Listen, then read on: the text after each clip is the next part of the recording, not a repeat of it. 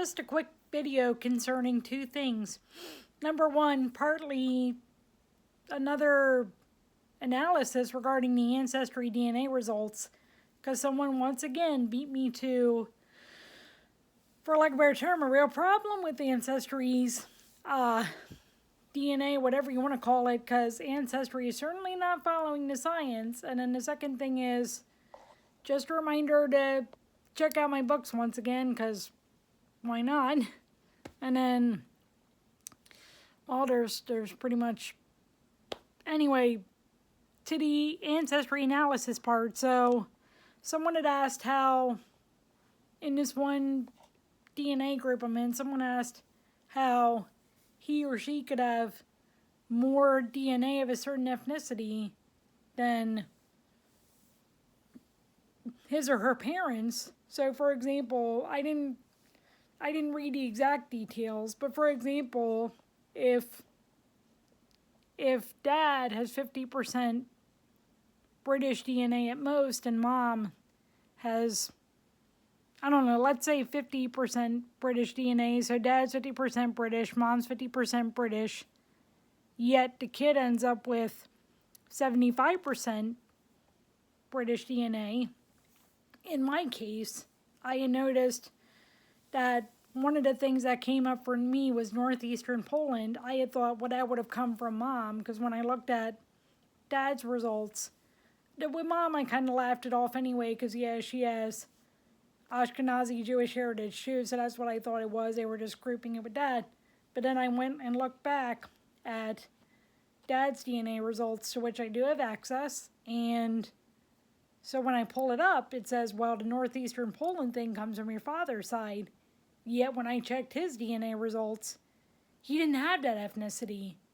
So how can I inherit an ethnicity from him that he doesn't have? So it's Ancestry, like I said, playing a bunch of games, and I'll get to the part about self-identification and how that can skew DNA results and all that. But it really is Ancestry saying, oh, we're just going to skew the results, the reference panels, etc. to fit our agenda. And for lack of a better term, and forgive my language, who the hell cares what the results really are? By the way, I've seen in other groups too where people have said, yeah, Ancestry has shown my ethnicity is this, when it's clearly this. But when I go to another website, it actually shows what my results are.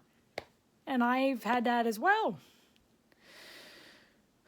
And so, in this specific case of Ancestry, it's just more about the games. It's just more about, really, the erasure of identity for multiple groups. And not just Jews like me, but for the Métis, specifically Métis in Quebec, and just other groups as well. Because the Métis example is the one that more or less immediately comes to mind, because that is an example that I'd seen outside of the whole situation, for lack of a better term, with Jews getting screwed over like we usually unfortunately do.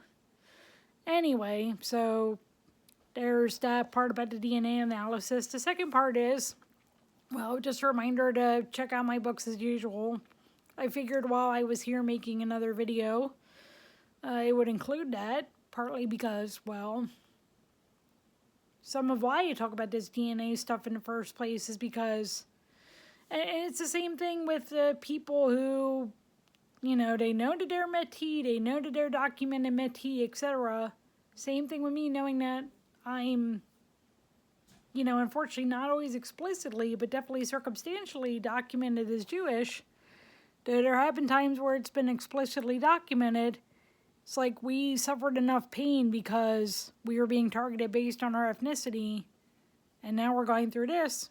And I mean, that's part of why I write too, because like I want to talk about what our family went through. And yeah, we don't fit a lot of stereotypes, we don't fit a lot of this, we don't fit a lot of whatever else. And that's why, in the words of my great-grandma, blessed memory, I want to talk about it. So anyway, well, there's what I have to say about the DNA analysis for another part of it, and then just a reminder to check out some of my books, and then, well, even despite all the pain and the darkness and everything else going on in the world, happy second night of Hanukkah, and, well, I guess Merry upcoming Christmas.